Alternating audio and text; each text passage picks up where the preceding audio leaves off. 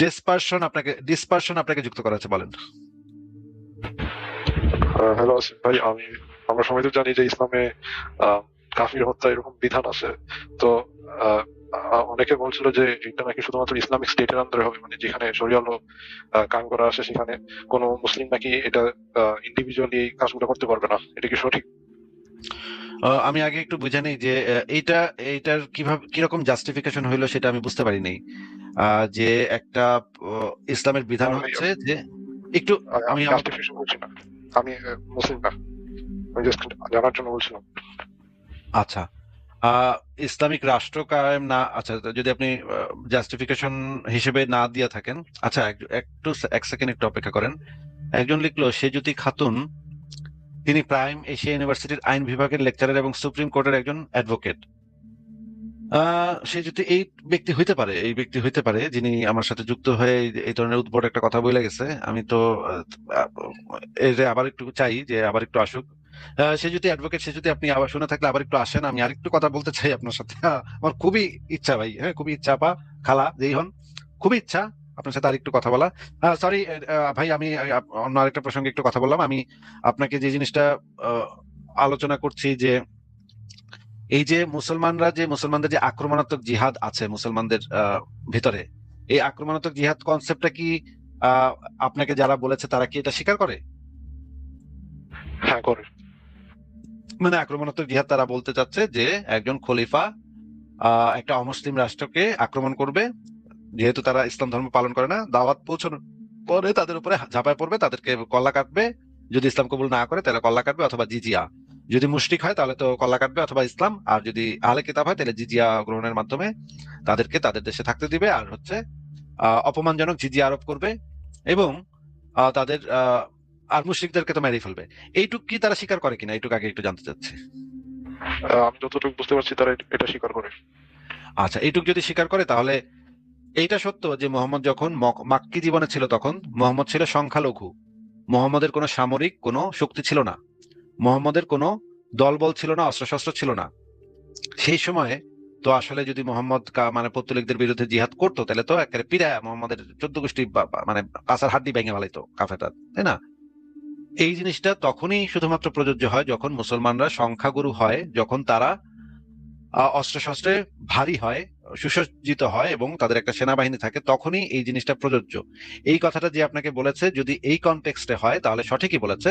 কারণ দুর্বল অবস্থায় যদি কোনো মুসলমান গিয়া কাফেরদের সাথে পিটাপিটি করতে চায় তখন পাছায় বাড়ি খায় ফেরত আসার সম্ভাবনা আছে।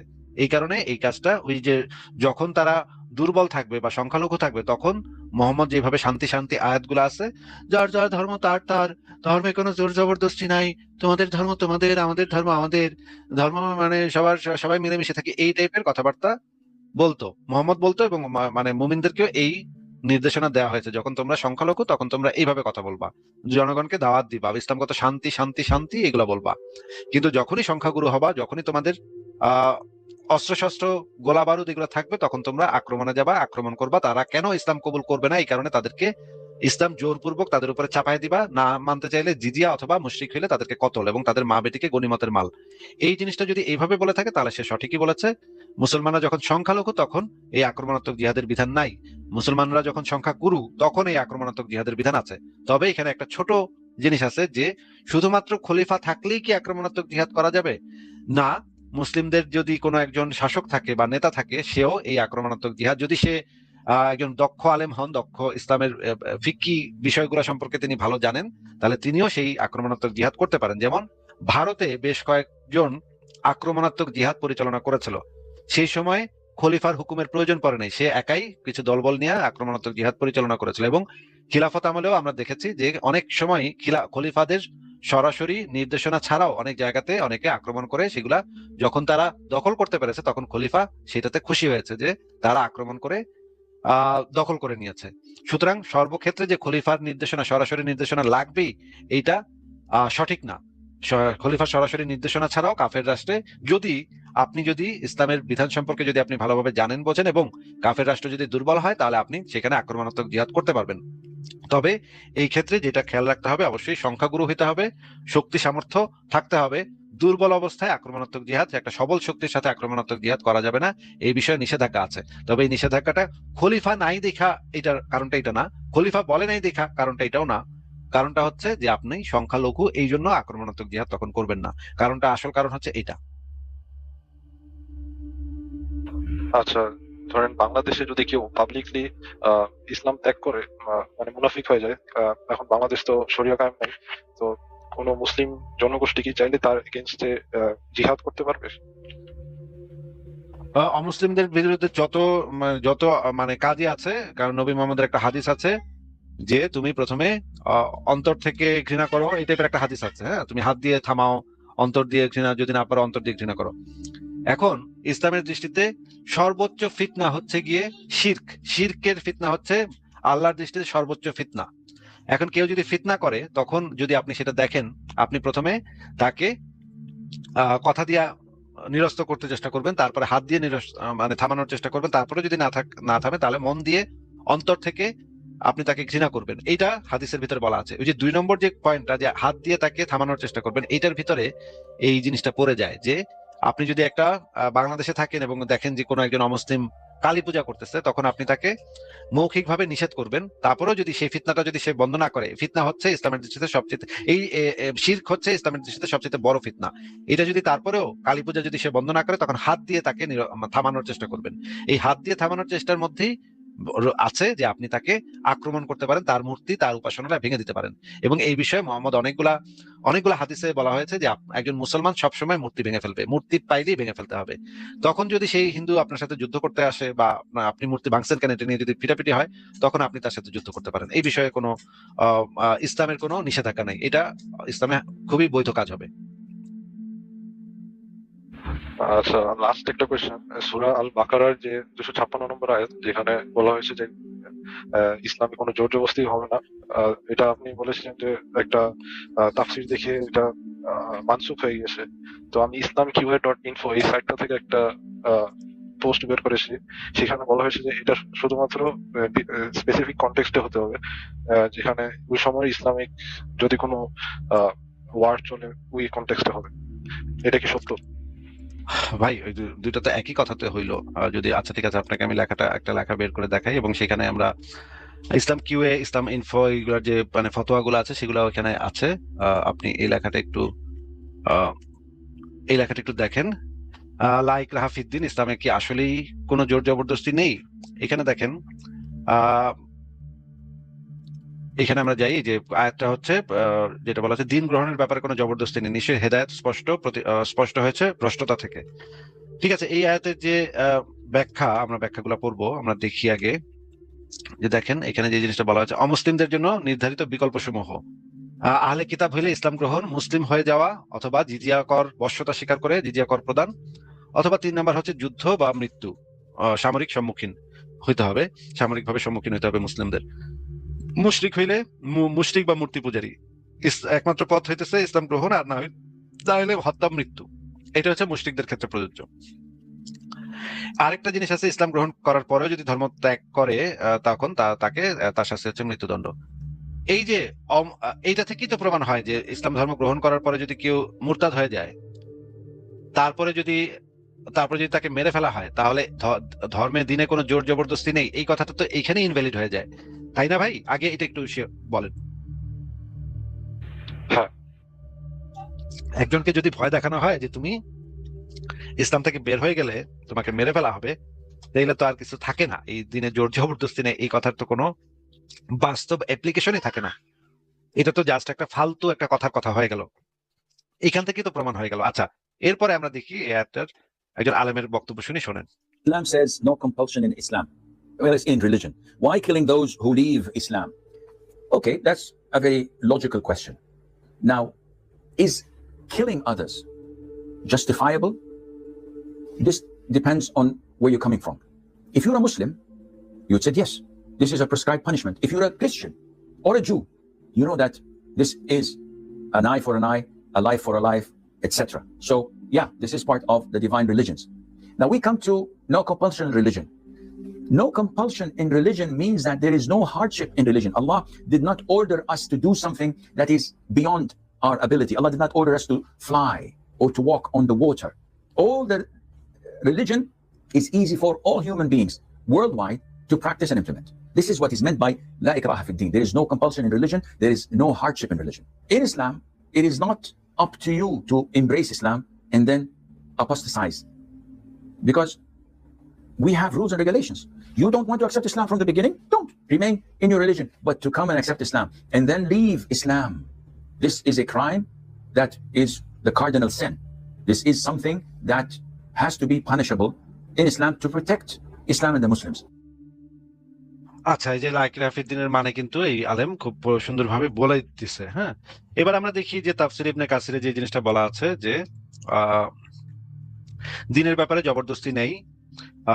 এটার কি বলা আছে দেখি, এটার আলিমগণের বৃহৎ একটি দল বলেন, এই আয়াতটি সেই সকল কিতাবীদের বেলায় প্রযোজ্য যাহারা তাদের দিন বিলুপ্তির পূর্বে তাহা গ্রহণ করিয়াছেন এবং ইসলাম প্রতিষ্ঠার পর জিজিয়া দিয়া থাকেন। যদি জিজিয়া দিয়ে আহলে কিতাবরা থাকে, তাদের ক্ষেত্রে শুধুমাত্র এই আয়াতটা প্রযোজ্য হবে, বাদ বাকিদের জন্য এটা প্রযোজ্য হবে না। এই কথাটা কি এখান থেকে বোঝা যাচ্ছে ভাই? হ্যাঁ, বোঝা যাচ্ছে।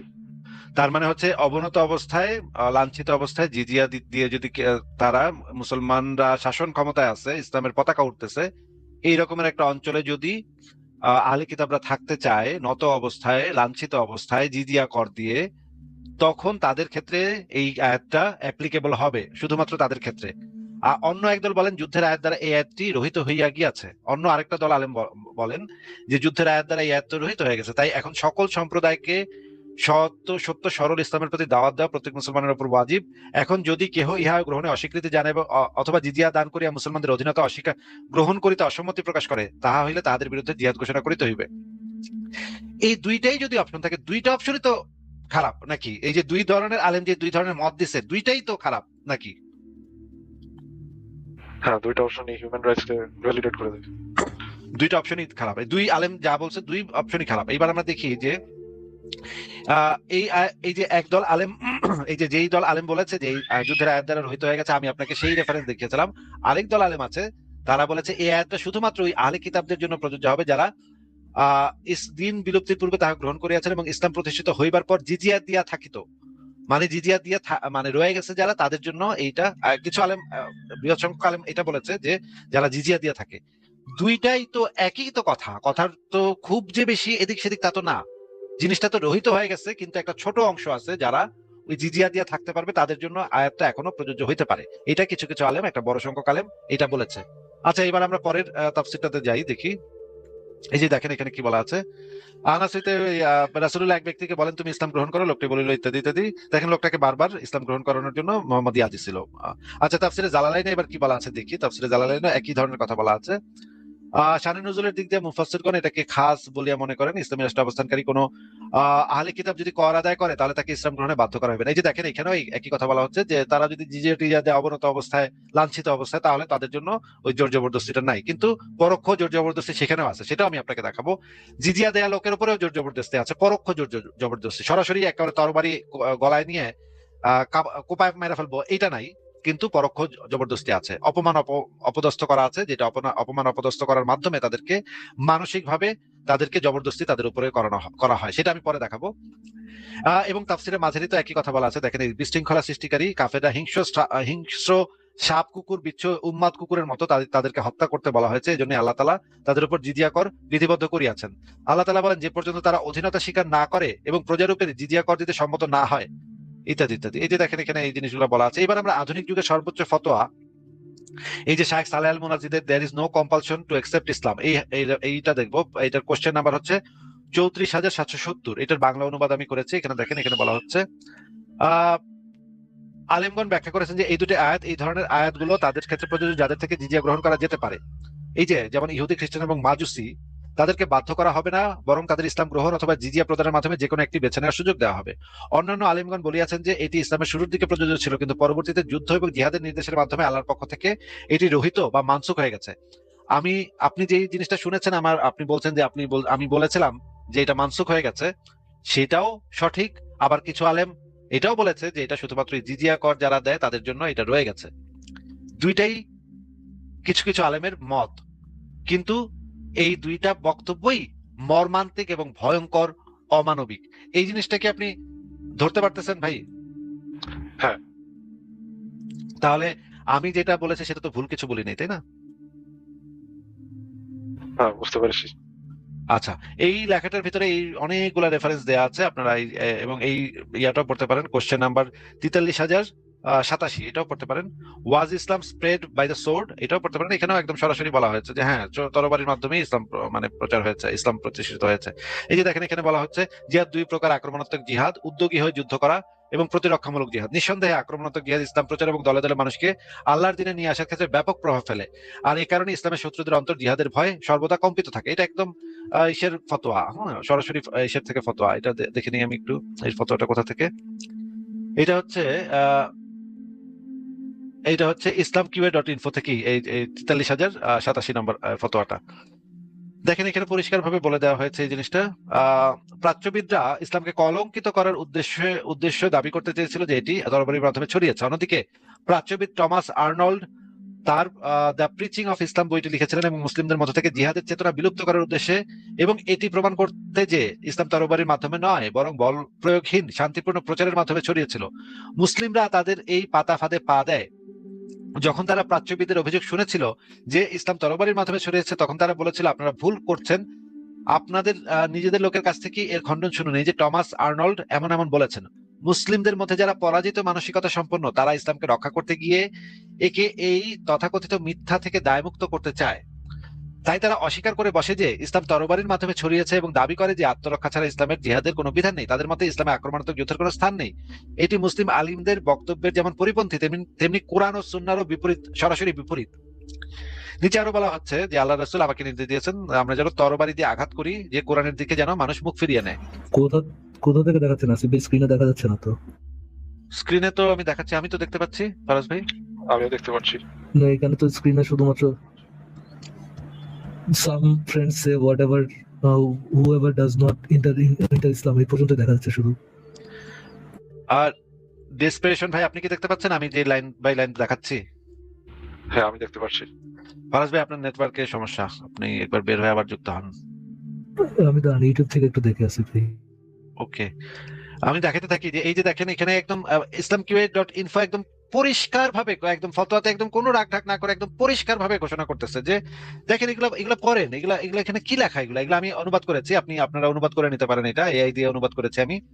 এখানে একদম পরিষ্কার ভাবে বলে দেওয়া হচ্ছে যে স্পষ্ট নির্দেশ হলো যে তরবারি ছিল ইসলামের প্রসারের অন্যতম গুরুত্বপূর্ণ মাধ্যম। এবং এখানে বলা হচ্ছে যে তাদের বিরুদ্ধে যুদ্ধের জন্য তোমাদের সাধ্যমতো অশ্বরী বাহিনী প্রস্তুত করো। দেখেন কতগুলা রেফারেন্স আছে। তিনি আলীকে ডাকলেন এবং পতাকা দিয়ে বলেন এগিয়ে যাও, যতক্ষণ না তাদের আঙিনায় পৌঁছাও, তারপর তাদের ইসলামের দাওয়াত দাও এবং তাদের উপর তা ওয়াজিব তা জানিয়ে দাও। আল্লাহর কসম, তোমার মাধ্যমে যদি আল্লাহ একজন ব্যক্তিকে হিদায়াত দেন তবে তা তোমার জন্য লাল উট পাওয়ার চেয়ে উত্তম হবে। সুতরাং ইসলামের এই দাওয়াতের সাথে অস্ত্রের শক্তিও বিদ্যমান ছিল। এবং আল্লাহ মানে দেখেন কাফেরদের আল্লাহ রাসূল তার সেনাপতিদের নির্দেশ দিয়েছিলেন কাফেরদের মাথার উপর তরবারি রেখে ইসলামের দাওয়াত দিতে। দেখেন মোহাম্মদ মানে তাদেরকে হুকুম দিচ্ছে, সেনাপতিদের হুকুম দিচ্ছে যে কাফেরদের মাথার উপরে তরবারি রেখে ইসলামের দাওয়াতটা দিতে। এইগুলা থাকার পরেও যখন মুমিনরা কেউ দাবি করে যে ভাই মানে ইসলামে ইয়া নাই, তাহলে তো এটা অদ্ভুত কথা। ডেসপিরেশন ভাই আপনি একটু ওয়েট করেন, আল গাজ্জালি আপনাকে যুক্ত করা হচ্ছে, বলেন। জি ভাই, ধন্যবাদ আমাকে যুক্ত করার জন্য। আমার কথা কি শোনা যাচ্ছে? হ্যাঁ শোনা যাচ্ছে, বলেন। জি ভাই, আপনার সাথে আসলে আমার কিছু বিষয় আলোচনা ছিল। তো আসলে আগে একটা কোশ্চেন করি যে আপনি কি মানে মানে ইসলাম বাদ দেন, ইসলাম বাদে কি আপনি কোন স্রষ্টাকে বিশ্বাস করেন, মানে এই ব্যতীত? ভাই আমার নাম যারা জানে তারা সবাই জিনিসটা খুব ভালোভাবে জানে যে বাংলাদেশের সবচেয়ে বড় নাস্তিকদের একজন হইতেছে আসিফ মহিউদ্দিন। এই টাইপের মানে বাচ্চা লেভেলের কথাবার্তা, মানে মানে স্কুল লেভেলের কথাবার্তা আমি বলি না ভাই। আপনি যদি আমার সম্পর্কে না জেনে থাকেন তাহলে আপনার নিকটবর্তী কোনো একটা মসজিদে গিয়ে একজন বড় আলেমকে গিয়ে জিজ্ঞেস করবেন আসিফ মহিউদ্দিন কে, সে কি সৃষ্টিকর্তাতে বিশ্বাস করে নাকি করে না, সে আপনাকে বলে দিবে। অথবা আপনার কাছে যদি জেমিনাই থাকে, চ্যাট জিপিটি থাকে, তাহলে তাদেরকেও গিয়ে জিজ্ঞেস করতে পারেন। যে এই প্রশ্নগুলো আপনি খুব সহজেই উত্তর পেতে পারেন সেগুলো আমি উত্তর দেই না ভাই, সেগুলো উত্তর না আপনি নিজে খুঁজে বের করবেন। না আসলে ভাই আপনাকে তো না ওইভাবে আমি চিনি না আসলে। এর আগে আপনার একটা লাইভ দেখছিলাম, আজকে ঠিক দেখলাম। আছে, ঠিক আছে, তাহলে আপনাকে আমি দেখাচ্ছি জেমিনাইকে জিজ্ঞেস করি, আপনি কিভাবে, আপনাকে শিখাও দিই, জিনিসটা শিখাও দিই কিভাবে আপনি জেমিনাই ব্যবহার করবেন বা চ্যাট জিপিটি ব্যবহার করবেন। এগুলো ব্যবহার করে কিভাবে উত্তর খুঁজতে হয়, বিভিন্ন যেই প্রশ্নগুলোর উত্তর আপনারা এই সমস্ত জায়গা থেকেই পেতে পারেন, সেগুলো তো আমাকে জিজ্ঞেস করে আমার সময়টা নষ্ট করা আপনার উচিত না। এই যে যেমন ধরেন জেমিনাইতে আমি আসলাম, আমি তাকে জিজ্ঞেস করি, দেখেন আসিফ মহিউদ্দিন কে, সে কি স্রষ্টায় বানানটা ভুল লিখছে, দাঁড়ান। কোন ঈশ্বর বিশ্বাস করে? কি প্রশ্ন করলাম দেখেন তো, পড়েন তো, দেখা যাচ্ছে? জি ভাই, দেখা যাচ্ছে যে লিখেছেন আপনি যে আসিফ মহিউদ্দিনকে সে কি স্রষ্টা বিশ্বাস করে, কোন ঈশ্বরে বিশ্বাস করে কিনা। হ্যাঁ, তাহলে এবার আমি তাকে জিজ্ঞেস করে দেখি সে কি বলে। উত্তর আপনি এইভাবে আপনি আপনার যে প্রশ্নগুলো আছে সেগুলো জেমিনিকে জিজ্ঞেস করে আপনি ম্যাক্সিমাম প্রশ্নের উত্তর পেয়ে যেতে পারেন। তাহলে আর আমার সময়টা নষ্ট হয় না। আপনাকে মানে ট্রিক্স শিখাই দিলাম কিভাবে আপনি এই যে বেসিক কোশ্চেন গুলোর উত্তর পাবেন। এরপরে যদি সেখানের উত্তরে যদি আপনি সন্তুষ্ট না হন বা মানে সেখানে যদি আপনি উত্তর না পান, তখন আপনি আমার কাছে আসতে পারেন, আমি তখন আপনার সাথে কথা বলবো। কিন্তু আপাতত আপনি দেখেন এখানে কি লিখতে পারেন। আসিফ মহিউদ্দিন একজন বাংলাদেশী জার্মান ব্লগার, লেখক এবং যুক্তিবাদী অ্যাক্টিভিস্ট। উইকিপিডিয়া ও সমসাময়িক সংবাদ মাধ্যম। তিনি মূলত ধর্মীয় গোঁড়ামি, অন্ধবিশ্বাস এবং সামাজিক অন্যায়ের বিরুদ্ধে তার আপোষহীন এবং যৌক্তিক অবস্থানের জন্য পরিচিত। তাকে দক্ষিণ এশিয়ার অন্যতম প্রভাবশালী মুক্ত চিন্তার প্রবক্তা বলা হয় আর কি। হ্যাঁ, পরের অংশ পড়েন। দক্ষিণ এশিয়ার অন্যতম প্রভাবশালী মুক্ত চিন্তার প্রবক্তা হিসেবে গণ্য করা হয়। পড়েন। বিভিন্ন অনলাইন ব্লগ এবং সামাজিক যোগাযোগ মাধ্যম। ব্যক্তিগত জীবনে তিনি একজন আইটি পেশাদার এবং সিস্টেম ডেভেলপার হিসেবেও কাজ করেন। পেশাদার প্রোফাইল এবং জীবন বৃত্তান্ত। আচ্ছা, এবার পড়েন। তিনি কি স্রষ্টা বিশ্বাস করেন? না, আসিফ মহিউদ্দিন কোন স্রষ্টা বিশ্বাস করেন না। ব্যক্তিগত সাক্ষাৎকার এবং প্রকাশিত নিবন্ধ। তিনি একজন ঘোষিত নাস্তিক। তার চিন্তাধারার মূল ভিত্তি হলো বিজ্ঞান, যুক্তি এবং বস্তুনিষ্ঠ প্রমাণ। এটাই। আচ্ছা ভাই, আমি এটা বুঝতে পারছি। আসলে আমি না আপনার না, পুরো গতবারের উত্তর লাইফে পড়বেন, পুরো উত্তর পড়বেন ভাই, পুরো উত্তর পড়বেন, পড়েন, পড়তে থাকেন। আমি তো ভাই বুঝতে পারছি, আপনি পুরো না উত্তরটা না, কইরা আমার। পুরো উত্তরই পড়তে হবে, পুরো উত্তরই পড়তে হবে। স্রষ্টার অস্তিত্বের পক্ষে এখন পর্যন্ত কোনো শক্তিশালী বৈজ্ঞানিক যৌক্তিক প্রমাণ পাওয়া যায় না, আসিফ মহিউদ্দিনের বক্তৃতা ও বিতর্ক সমূহ অনুযায়ী। আচ্ছা, এরপরে অস্তিত্বের প্রমাণহীন যে কোনো দাবিকে তিনি অস্তিত্বের সপক্ষে প্রমাণহীন। যে কোনো দাবিকে তিনি প্রত্যাখ্যান করেন। আচ্ছা, খুবই ভালো, খুবই ভালো পড়তেছেন। যুক্তিবিদ্যা এবং প্রমাণের দায়ভার নীতি। এবার 3 নাম্বারটা পড়েন। তিনি বিশ্বাস করেন যে মহাবিশ্বের উৎপত্তি এবং বিবর্তন প্রাকৃতিক নিয়মে ব্যাখ্যা করা সম্ভব এবং এর জন্য কোনো অতি প্রাকৃত সত্তার প্রয়োজন নেই, আধুনিক জ্যোতির্বিজ্ঞান ও বিবর্তনীয় জীববিজ্ঞান অনুযায়ী। আচ্ছা, এবার পড়েন। তিনি কোন ঈশ্বরে বিশ্বাস করেন? এটার উত্তর পড়েন। কি লেখা? এখানে তো আপনি নিচে এটা দেখা যাচ্ছে না। নেমেছে, এখন দেখেন। আসিফ মহিউদ্দিন কোন নির্দিষ্ট ঈশ্বরে, যেমন আল্লাহ, ঈশ্বর, ভগবান বা অন্য কোনো উপাস্য বিশ্বাস করেন না। প্রকাশিত ভিডিও, ব্লগ এবং সোশ্যাল মিডিয়া পোস্ট তিনি সকল ধর্মীয় ঈশ্বর তাত্ত্বিক কাল্পনিক মানুষের তৈরি বলে মনে করেন। হ্যাঁ, এরপরে কি লেখা? ঐতিহাসিক ও বিবর্তনীয় বিশ্লেষণ তার দৃষ্টিভঙ্গি অনুসারে। পড়েন। তিনি এক ঈশ্বরবাদ, বহু ঈশ্বরবাদ, যে কোনো ধরনের আধ্যাত্মিক সত্তার ধারণাকে অযৌক্তিক হিসাবে মনে করেন। আচ্ছা, ঈশ্বর বা ধর্মের ধারণাগুলো আদিম মানুষের ভীতি এবং চারপাশের জগৎকে বোঝার চেষ্টার একটি বিবর্তনীয় ফসল। উনি মনে করেন যে এটা। এবং 2 নম্বর হচ্ছে তিনি একেশ্বরবাদ, বহু ঈশ্বরবাদ এবং যে কোনো ধরনের আধ্যাত্মিক সত্তার ধারণাকে অযৌক্তিক হিসেবে চিহ্নিত করেন। সংক্ষেপে পড়েন, এই লাস্ট লাইনটা পড়েন, এখানে কি লেখা? সংক্ষেপে, আসিফ মহিউদ্দিন কোন অতিপ্রাকৃত শক্তিতেও বিশ্বাসী নন এবং তিনি তার সকল বিশ্লেষক লজিক ও বিজ্ঞানের মানদণ্ডে যাচাই করা পক্ষপাতিত। আসিফ মহিউদ্দিনের ব্যক্তিগত দর্শন ও লেখনী। আচ্ছা, তার মানে হচ্ছে সে যুক্তি এবং প্রমাণে আস্থা রাখে এবং সে এইগুলা দিয়ে তাহলে আপনার প্রশ্নের উত্তর কি এখানে পাইছেন? জি ভাই, আমি পাইছি। আসলে আপনার গতকালকের যে আপনার লাইভটা দেখা এবং আজকে দেখে আমি একটু ওই জন্য জানতে চাচ্ছিলাম। পাইছি, বুঝতে পারছি আপনি। তাহলে এখন থেকে যেটা করবেন যে এই ধরনের বেসিক কোশ্চেন গুলা জেমিনাই বা চ্যাট জিপিটি বা গ্রক এই ধরনের এআই কে গিয়ে জিজ্ঞেস করবেন, জিজ্ঞেস করে আগে ভালোভাবে যাই না বুঝা, তারপরে আমার লাইভে যুক্ত হবেন, তখন আপনার সাথে কথাবার্তা বলা যাবে। কিন্তু আমরা তো এই যে প্রাইমারি লেভেলের স্কুল তো এটা না, এই কারণে আমরা এই প্রাইমারি লেভেলের উত্তরগুলো দেই না। এবার বলেন, আর কি কোনো প্রশ্ন আছে? আমার প্রশ্ন ছিল, আপনি যে বললেন যে আপনার মানে মানদণ্ড যৌক্তিক প্রমাণ এবং বৈজ্ঞানিক ভিত্তি, তাই তো? তাহলে যে আপনার মহাবিশ্বের উৎপত্তিকে আপনি কিভাবে দেখেন? আমি তো দেখি নাই ভাই, এটা দেখবো কেমনে? আমি তো দেখি না। না, মহাবিশ্বের যে শুরু, এটা নিয়ে আপনার বক্তব্য কি? মানে এটা কিভাবে হলো? আপনি তো একটা দৃশ্যমান দেখতেছেন, তাই না? তাহলে এটা কিভাবে হলো, এটা আপনার বক্তব্য কি? মহাবিশ্বের কোনো শুরু আছে এরকম কোনো কথা কোথাও কোনো বিজ্ঞানী কখনো বলে নাই। যেটা বলা হয় এই কথা বলে নাই, এই কথা বলে নাই যে বিজ্ঞানে মহাবিশ্বের শুরু আছে। না, বলে আপনি জেমিনাকে জিজ্ঞেস করেন তো। বলদের মতো কথাবার্তা বন্ধ করে একটু আগে শুনে নেন কথাটা, ঠিক আছে? বলদের মতো ঘ্যাঘ্যা না কইরা, অশিক্ষিত চুনা এই যে হাঁকা থেকে তো আসছেন। এই যে মিউট করে দিলাম, অশিক্ষিত সুনাহাগা থেকে তো আসছেন, একেবারে লোয়ার লেভেলের সুনাহাগা থেকে তো পয়দা হয়েছেন মাত্র, এই জন্য এই কথা বলতেছেন। মহাবিশ্বের কোনো শুরু আছে এরকম কোনো কথা বৈজ্ঞানিকভাবে প্রমাণিত না। বৈজ্ঞানিকভাবে যেটা প্রমাণিত, মহাবিশ্বের এক্সপানশন, সম্প্রসারণ, যেটাকে বিজ্ঞানের ভাষায় বলা হয় বৃহৎ সম্প্রসারণ তত্ত্ব, যেটা ইংরেজিতে চালু কথা হইতেছে বিগ ব্যাং থিওরি, যেটাকে বলা হয়, সেটা মহাবিশ্বের শুরু না, সেটা মহাবিশ্বের এক্সপ্যানশনের শুরু। মহাবিশ্বের শুরু এবং মহাবিশ্বের এক্সপ্যানশনের শুরু এই দুটা সম্পূর্ণ ভিন্ন বিষয়। এই যে বলদের মতো আপনারা একটা জিনিস কোথা থেকে শুন না, হুজুরদের মুখে থেকে শুনছেন নিশ্চয়ই, বিগ ব্যাং আবিষ্কার করছে স্টিফেন হকিং, বিগ ব্যাং আবিষ্কার করছে, এটা নিশ্চয়ই আপনি আপনার ইয়া হুজুরের থেকে শুনছেন, যে আপনার এই যে আব্বাসী হুজুরের থেকে শুনছেন, আব্বাসী হুজুরের বাজে এই কথাটা শুনছেন, শুনে লাফাইতে চলে আসছে বিগ ব্যাং। হ্যাঁ, এটা শুনছেন নিশ্চয়ই। এই যে ভিডিওটা আমি একটু চালাই, যে ভিডিওটা আপনারা শুনে আসছেন, মানে এই টাইপের সুরাহাগা গুলা, এই টাইপের ভিডিও গুলা দেখা চলে আসে, মানে একদম। একটু দেখি আমরা এই ভিডিওটা, যে এই যে আমাদের যে বিগ ব্যাং বলছিল যে হুজুর, কই গেল ভিডিওটা, দেখাবো আপনাকে, সবই দেখাবো, ধীরে ধীরে দেখাবো, আপনি একটু ধৈর্য ধরে বসে থাকেন, হ্যাঁ, টাইট করে বসে থাকেন, আপনাকে দেখাচ্ছি একটা একটা করে। আব্বাসী হুজুরের এটা কই গেল।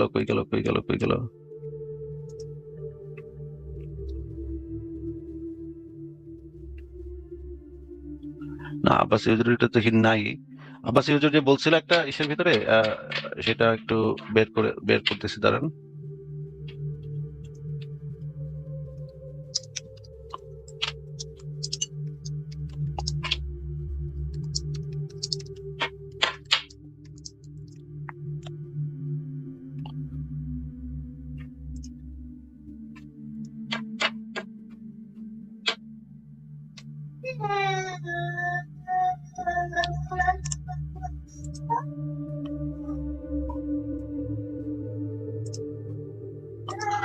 এই ভিডিওটা আমি একটু দেখাবো এখন। একটা ভিডিও দেখাই, যে আমাদের আব্বাসী হুজুর যে কি বলে, এই হুজুরদের কথা শুনে ওনারা চলে আসে। তো আমি এই ভিডিওটা একটু শেয়ার দিই, দেখেন, আপনারা দেখেন, দর্শকরা দেখেন, মজা পাবেন, দেখেন।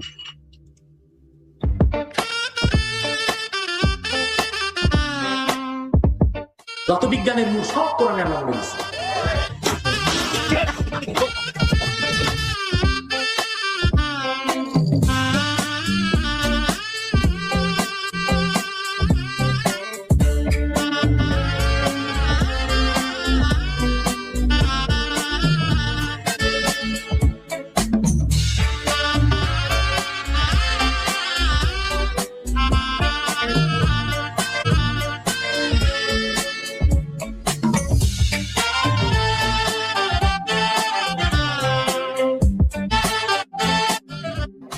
থিসিস বা অ্যান্টিথিসিস ধারণা 10% হচ্ছে প্রমাণিত।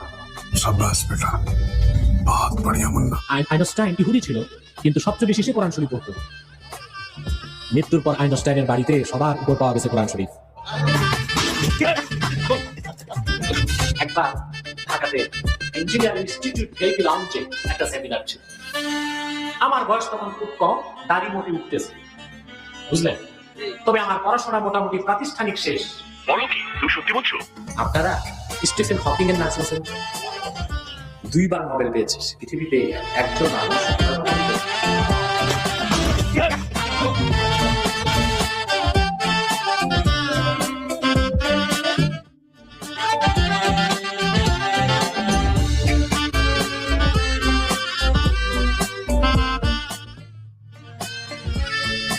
তার যুগান্তকারী বৈজ্ঞানিক অবদান, সে বিগ ব্যাং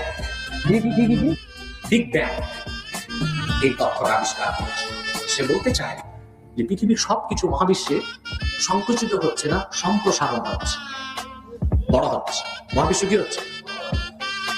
এই কথাই স্টিফেন হকিং কোরআন থেকে শুরু করছে।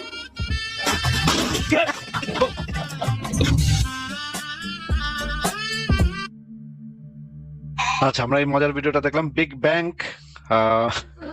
কি আর বলবো এই অশিক্ষিত মূর্খ সুনাহাগাদের কথা। তো আমরা এখন আবার গাজ্জালি সাহেবের কাছে যাব, দেখবো যে উনি বললেন যে মহাবিশ্বের নাকি বিজ্ঞানী নাকি আবিষ্কার করছে, মহাবিশ্বের শুরু হয়েছে, সূচনা হয়েছে, এরকমের কোনো বৈজ্ঞানিক তথ্য প্রমাণ নাকি ওনার কাছে আছে। আমরা জেমিনিকেও জিজ্ঞেস করে দেখবো যে এইরকমের কোনো তথ্য প্রমাণ আছে নাকি। এবং একই সাথে আমি যে জিনিসটা বলে দিয়েছি যে মহাবিশ্বের শুরু সম্পর্কে কোনো বৈজ্ঞানিক প্রমাণ এখন পর্যন্ত বিজ্ঞানীদের কারোর কাছে নাই। যেটা আছে মহাবিশ্বের সম্প্রসারণের শুরু, সেইটা আছে। সম্প্রসারণের শুরু আর মহাবিশ্বের শুরু সম্পূর্ণ ভিন্ন বিষয়। এইটা বোঝে কিনা গাজ্জালি সেটা আগে একটু দেখে নেই। গাজ্জালি আপনাকে আনমিউট করেছে, আপনি একটু বলেন যে সম্প্রসারণের শুরু আর মহাবিশ্বের শুরু এই দুটো যে আলাদা বিষয়, এটা কি বোঝেন?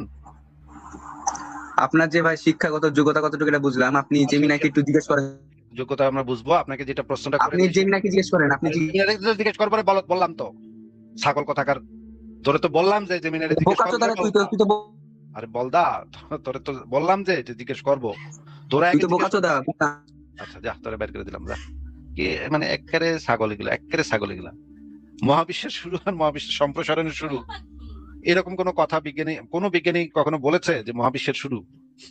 একেবারে মানে একেবারে খাস মাদ্রাসা থেকে বাসা চুলকাইতে চুলকাইতে উঠে আসছে।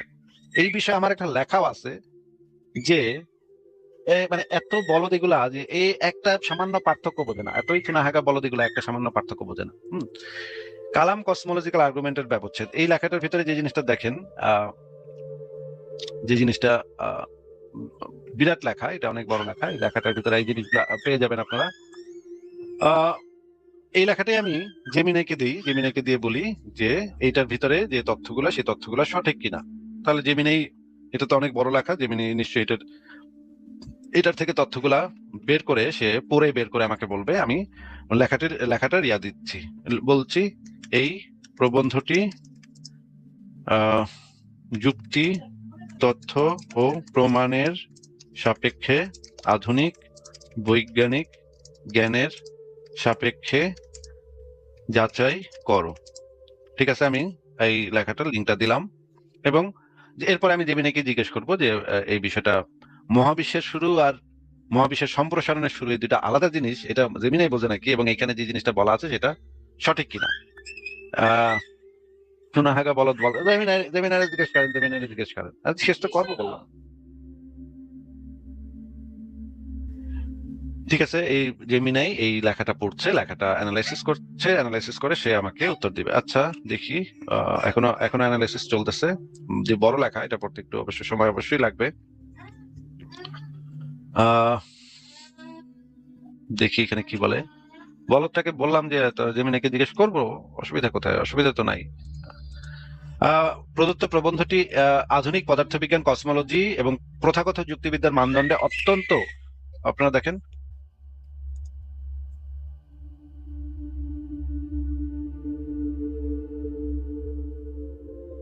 আচ্ছা এখানে যে জিনিসটা লেখা আসতেছে দেখি আমরা।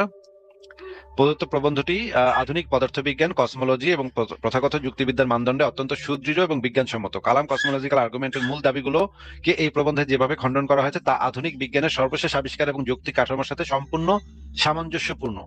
জেমিনাই এই কথাটা বলতেছে। এই যে চুনাহাগা যেটা আসছিল সেটা যদি থাকতো তাহলে এটা পড়াইতাম আমি। যুক্তি, তথ্য ও বৈজ্ঞানিক প্রমাণের সাপেক্ষে প্রবন্ধটির মূল দাবিগুলোর যাচাই নিচে দেওয়া হলো। কোয়ান্টাম বলবিদ্যা এবং কার্যকারণ তত্ত্বের সীমাবদ্ধতা, এটা এবং এখানে দেখেন, আচ্ছা এখানে সুন্দর একটা ছবি দিয়েছে, সুন্দর একটা ছবি সে দিয়েছে, ছবিটা আমি সেভ করে রাখবো, ছবিটা আমার পরে কাজে লাগবে। এই যে দ্বিতীয় পয়েন্ট যেটা দেখেন, মহাবিশ্বের প্রসারণ বনাম পরম শুরু, প্রবন্ধে সঠিকভাবে উল্লেখ করা হয়েছে যে বিগ ব্যাং বা মহাবিস্ফোরণ মহাবিশ্বের পরম শুরু, অ্যাবসলিউট বিগিনিং প্রমাণ করে না। এটি কেবল মহাবিশ্বের প্রসারণের একটি নির্দিষ্ট মুহূর্তকে নির্দেশ করে। বিগ ব্যাং মডেল আমাদের জানায় যে মহাবিশ্ব অতীতে অত্যন্ত উত্তপ্ত ঘন অবস্থা ছিল, কিন্তু তার আগে কি ছিল বা আদৌ আগে বলে কিছু ছিল কিনা তা বিগ ব্যাং তত্ত্ব বলে না। স্টিফেন হকিং এর নো বাউন্ডারি প্রপোজাল বা আধুনিক ইনফ্লেশন কসমোলজিক্যাল মডেলগুলোতে মহাবিশ্বের কোনো পরম সূচনার প্রয়োজন পড়ে না, মানে মহাবিশ্বের কোনো পরম সূচনার প্রয়োজন পড়ে না। এই জিনিসটা পরিষ্কারভাবে বলে দিল। দেখেন এখানে ছবিটাও দিয়েছে, কত সুন্দর একটা ছবি দিয়েছে। এখানে বিগ ব্যাং থিওরি, ইনফ্লেশন, এই ছবিটাতে আপনারা দেখতে পাবেন যে এই জিনিসটা খুব সুন্দরভাবে দেখানো হয়েছে। সময়ের প্রকৃতি, বি থিওরি এবং বি থিওরি অফ টাইম এবং এ থিওরি, এই দুইটা যদি আপনারা পড়েন তাহলে আপনারা বুঝতে পারবেন যে, এবং আমরা শেষে চূড়ান্ত সিদ্ধান্তে যাই। অনেক বড় লেখা, এত আমি তো পুরোটা পড়ে শোনাবো না আপনাদেরকে। এখানে যেটা বলা হচ্ছে, তথ্য প্রমাণ এবং যৌক্তিক বিশ্লেষণের ভিত্তিতে এটি সুস্পষ্ট যে কালাম কসমোলজিক্যাল আর্গুমেন্ট ধর্মীয় বিশ্বাস এবং প্রাচীন দার্শনিক অনুমানের উপর দাঁড়িয়ে আছে, যার কোনো বস্তুনিষ্ঠ বা বৈজ্ঞানিক ভিত্তি নেই। অন্যদিকে আলোচিত প্রবন্ধটি আধুনিক কোয়ান্টাম মেকানিক্স, কসমোলজি এবং প্রথাগত লজিকের সাহায্যে কালাম আর্গুমেন্টের অসারতা সফলভাবে প্রমাণ করেছে। বিজ্ঞান ও যুক্তির মানদণ্ডে কালাম আর্গুমেন্টের ধর্মীয় দাবির চেয়ে প্রবন্ধটির বৈজ্ঞানিক ও সমালোচনামূলক অবস্থানই স্পষ্টভাবে প্রমাণিত এবং অধিকতর গ্রহণযোগ্য। এই হচ্ছে অবস্থা। এখন আমি সেই শেষ প্রশ্নটা করি। বিগ ব্যাং তত্ত্ব কি মহাবিশ্বের শুরুর কথা বলে নাকি মহাবিশ্বের সম্প্রসারণের শুরুর কথা বলে? বিগ ব্যাং তত্ত্ব কি মহাবিশ্বের শুরুর কথা বলে নাকি মহাবিশ্বের সম্প্রসারণের শুরুর কথা বলে? এইটুকু, মানে এটা যে দুটা আলাদা জিনিস, এই বলদগুলা এইটুকু পর্যন্ত বোঝে না। হ্যাঁ, দেখি এখানে কি বলে তারা। আধুনিক পদার্থবিজ্ঞান এবং বিশ্বতত্ত্ব অনুসারে, কসমোলজি অনুসারে বিগ ব্যাং তত্ত্ব মূলত মহাবিশ্বের সম্প্রসারণের শুরু, বিগিনিং অফ এক্সপ্যানশন, এর পরবর্তী বিবর্তন নিয়ে আলোচনা করে। এটি মহাবিশ্বের পরম শুরু, অ্যাবসলিউট বিগিনিং বা অস্তিত্বের প্রথম মুহূর্তের কথা বলে না। নিচে এর সপক্ষে বৈজ্ঞানিক যুক্তি ও তথ্যগুলো তুলে ধরা হলো। সম্প্রসারণের মডেল হিসেবে বিগ ব্যাং। বিগ ব্যাং কোনো শূন্য স্থানে হওয়া সাধারণ বিস্ফোরণ নয়, এটি হলো মহাকাশ বা স্পেসের নিজস্ব প্রসারণ। এই তত্ত্বটি আমাদের জানায় যে আজ থেকে 13.8 বিলিয়ন বছর আগে মহাবিশ্ব একটি অত্যন্ত ক্ষুদ্র, ঘন এবং উত্তপ্ত অবস্থা ছিল এবং সেখান থেকে এটি প্রসারিত হতে শুরু করেছে। এটি মূলত মহাবিশ্বের সেই ঘন অবস্থা থেকে বর্তমান অবস্থায় আসার ইতিহাস বর্ণনা করে। বিজ্ঞানের সীমাবদ্ধতা এবং প্ল্যাঙ্ক টাইম। আচ্ছা, এখানে তার শেষ প্রশ্নটা করি যে বিজ্ঞান কি বৈজ্ঞানিক, আচ্ছা এভাবে প্রশ্ন করবো না, যে বৈজ্ঞানিক ভাবে কি মহাবিশ্বের শুরু হয়েছে এটি প্রমাণিত সত্য বা বিজ্ঞানীদের সর্বসম্মতি এই বিষয়ে আছে? বৈজ্ঞানিক ভাবে কি মহাবিশ্বের শুরু হয়েছে এটা প্রমাণিত সত্য বা বিজ্ঞানীদের সর্বসম্মতি এই বিষয়ে আছে, এটা জিজ্ঞেস করছি। মহাবিশ্বের শুরু হয়েছে এরকম কোনো বৈজ্ঞানিক কোনো প্রমাণই আমাদের কাছে নাই। মহাবিশ্বের শুরু না, মহাবিশ্বের এক্সপ্যানশনের শুরু। বিজ্ঞানী মহলে মহাবিশ্বের একটি পরম শুরু আছে কি নেই তা নিয়ে কোনো সর্বসম্মত চূড়ান্ত সিদ্ধান্ত বা প্রমাণিত সত্য নেই। তবে মহাবিশ্বের বিবর্তনের ইতিহাস এবং প্রসারণের যাত্রা নিয়ে বিজ্ঞানীদের মধ্যে একটি অত্যন্ত শক্তিশালী ঐক্যমত বা কনসেনসাস আছে। সেটা হচ্ছে প্রসারণের শুরু সম্পর্কে ঐক্যমত, যেটা হচ্ছে বিগ ব্যাং তত্ত্ব।